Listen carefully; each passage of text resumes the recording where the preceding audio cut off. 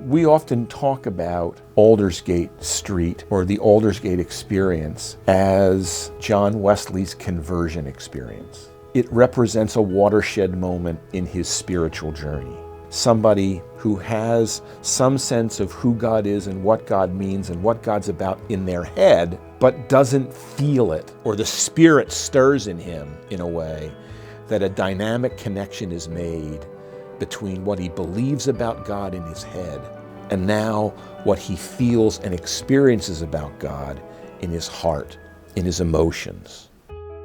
I felt I did trust in Christ alone for salvation, and an assurance was given me that He had taken away my sins, even mine, and saved me from the law of sin and death.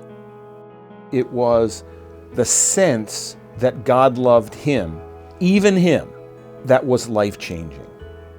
In early 1738, John Wesley was at a low point, having just returned from his disappointing missionary efforts at the colony of Georgia in the New World. Wesley reluctantly attended a group meeting on the evening of May 24th on Aldersgate Street in London. As he heard a reading from Luther's preface to the Epistle to the Romans, he felt his heart strangely warmed.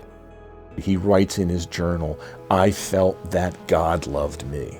I experienced that God loved me. It was no longer something that was in my head, but it's something that I felt in my heart."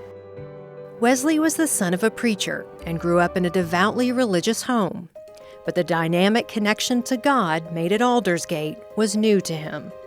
I think he came to his adulthood with one particular concept of how the religious life should work for him. And I think that's what he had to relearn. He had initially planned to live life in a certain way, and that was going to make a great relationship with God. And what Aldersgate taught him was he had to flip it.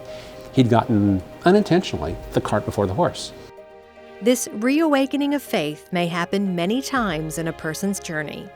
United Methodists set aside a day each year to celebrate the love of God in their own lives. Aldersgate Sunday is a chance for us to do a little bit of spiritual inventory on our own. How am I experiencing God's love in my life?